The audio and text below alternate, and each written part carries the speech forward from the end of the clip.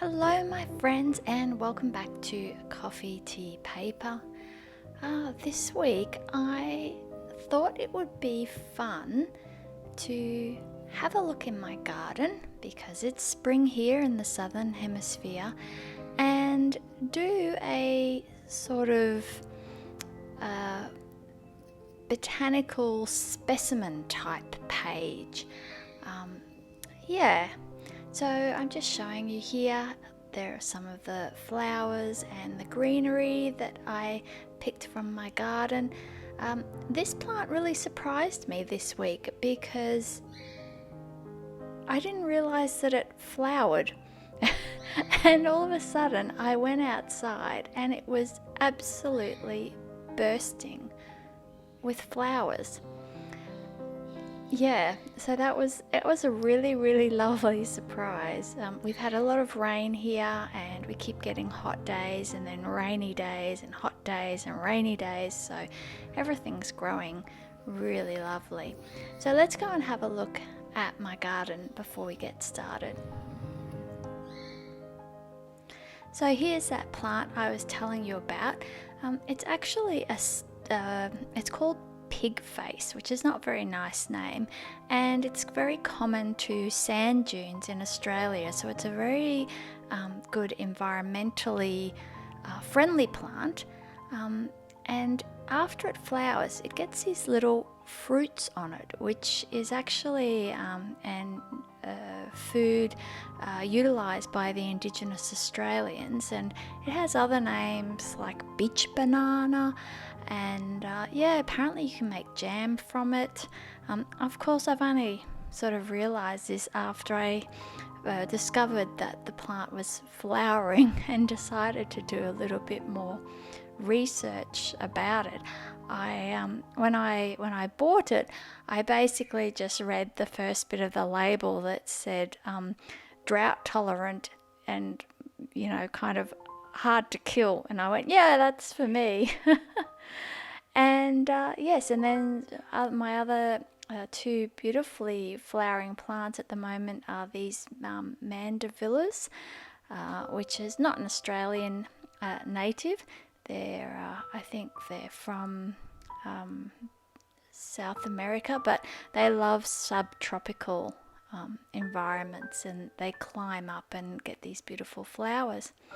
And this other one is a plant known as yesterday, today and tomorrow, because the flowers start off purple and then fade to lavender and then fade to white, and it has the most beautiful aroma, almost like jasmine, very similar. And yes, and even this green sort of ground cover plant that I have is bursting with flowers at the moment. And Brisbane in October is famous for its jacaranda trees. So you look out across Brisbane and it's just a sea of purple. And we have this one in a neighbour's yard and it's absolutely massive, but we get to have the enjoyment of the blooms nearby. Now, I do apologise for the quality of the video in this next segment. For some reason, my computer is running out of memory. The microphone I use is not very good, and now my phone was acting up as well. So, I need to do a bit of an audit, I think, of my tech. But what I'm doing here, in order to make my sort of botanical specimen page, is I'm using some of the Stampers Anonymous Tim Holtz collection stamps, and this set is called Field Notes. It's been around for a while. It's pretty popular in the journaling world, particularly for people who love to do junk journaling. I just love all the little details on these stamps, and I really enjoy using them in my collage pages.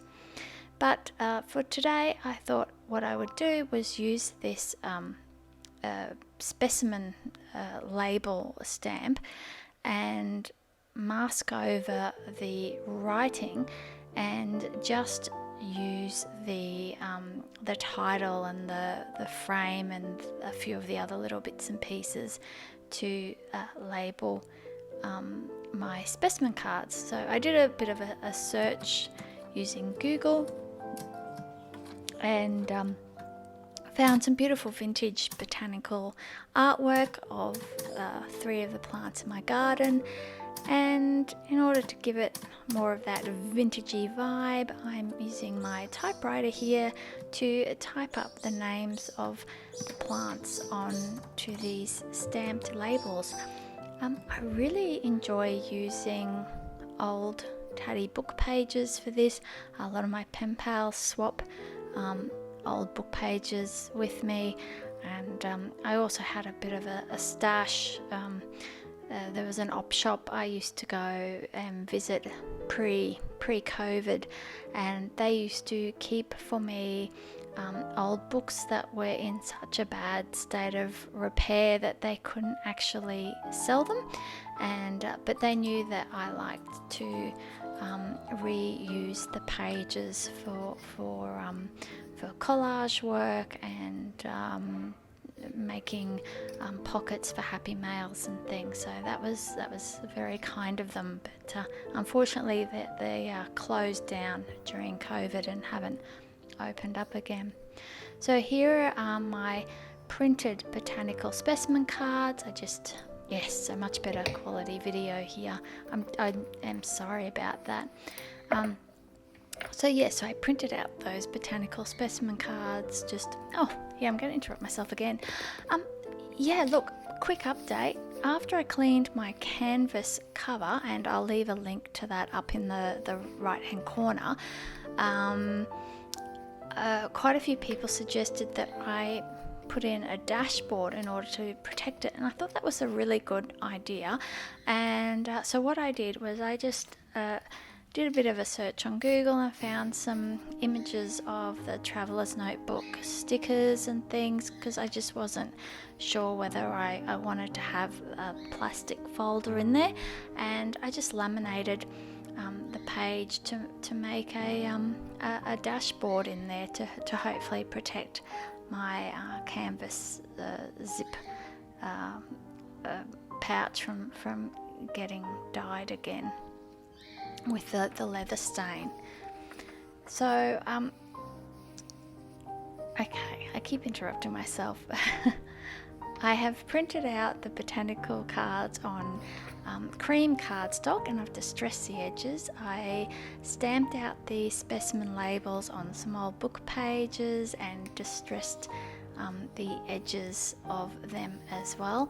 And here I'm using some old ledger paper that one of my pen pals sent me, because it's got like hints of red ruling on it, which I thought picked up really nicely on the colours of the flowers on those botanical specimen cards. And I was just showing you there that they are my little sample flowers that I have in a little vase on my desk at the moment to enjoy. So I'm just working out my layout here, and so I've just typed out the botanical name for the plants on the labels, and I've just popped in an extra stamped label down the bottom just to balance out the page really. Then I thought it really needed a bit something extra. I'm loving it so far.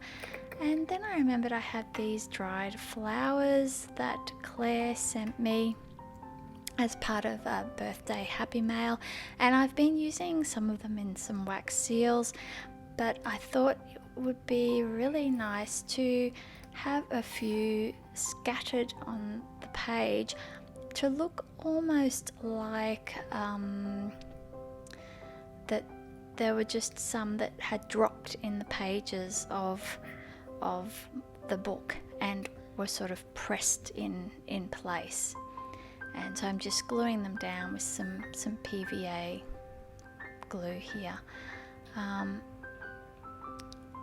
Normally I'd put some clear, like I do like a clear wax seal over the top, but I'm hoping that they'll survive on these pages, because of course I'm doing the week that has already passed, so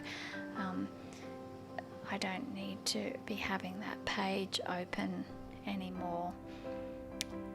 So they hopefully will be all right. And then I decided I wish I had some like old sellotape type, you know how you see sometimes in old books and old library books, and it's stuck on with old sellotape that's gone kind of yellowy and crinkly and lost all its stick. But of course I don't have any of that. And so I thought I'll use some tiny bits of washi tape and see if I can kind of give that same sort of look of grungy old sellotape sticking down the specimen cards. And then I thought it really, I wanted it to look a little bit more, I don't know, aged and a bit splattered and worn. And so I'm using this stamp that I got from the journal pages shop, and I'm just stamping off the first layer of ink and putting the second stamping on the pages to give it that kind of aged, spattery aged look. Yes. Anyway, let me know what you think. Do you think my page looks vintagey, botanic-y, specimen-y? And which out of the flowers did you like the best? Yeah, well, I shall see you next week. Until then, thank you so much for watching. If you haven't already, please consider subscribing. It would really help me out. And yes, have a good one till next time. Bye.